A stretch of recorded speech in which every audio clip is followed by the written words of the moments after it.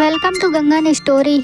यह एक कविता है और इस कविता को लिखी है हरि ओधो जी ने। यह कविता हमें बताती है कि एक तिनका किस तरीके से मनुष्य के ऐठ और घमंड को खत्म कर सकता है। हमें किसी चीज के लिए घमंड नहीं करना चाहिए। तो इस कविता के जरिए कवि ने हमें बहुत अच्छी बात बताई है। मैं घमंडों में भरा ऐठा हुआ, एक दिन जब था मुंडेर पर खड़ा, अचानक दूर से उड़ता हुआ एक तिनका आंखों में मेरी पड़ा। एक तिनके की इन पंक्तियों में कवि हरि ओधो जी अपने घर की मुंडेर पर घमंड में खड़े थे। तभी अचानक उनकी आंखों में कहीं से उड़कर एक तिनका आ गिरता है। मैं झिझक उठा हूँ बेचैन सा, लाल होकर आंखें भी दुखने लगी, मोट देने लोग कपड़े की लगे, ऐठ बेचारी दबे पांव भागी।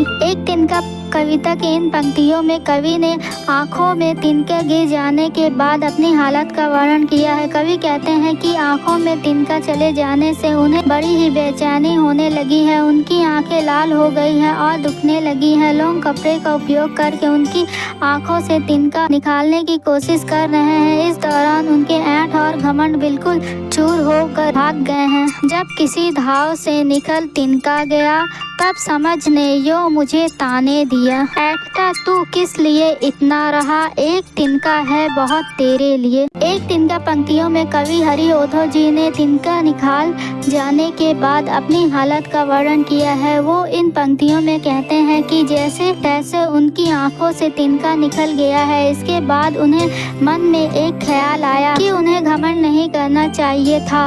उनका घमंड तो एक मामूली तिनके ने ही तोड़ दिया। इन पंक्तियों के जरिए भी हमें भी घमंड से दूर रहने का संदेश दे रहे हैं। चाहे इंसान कितना भी बड़ा क्यों न हो जाए, उसका घमंड चकनाचूर हो ही जाता है। वीडियो पसंद आई हो तो चैनल को सब्सक्राइब करें, वीडियो को लाइक करें, बेल आइकन को प्रेस करना ना भूलें। Thank you.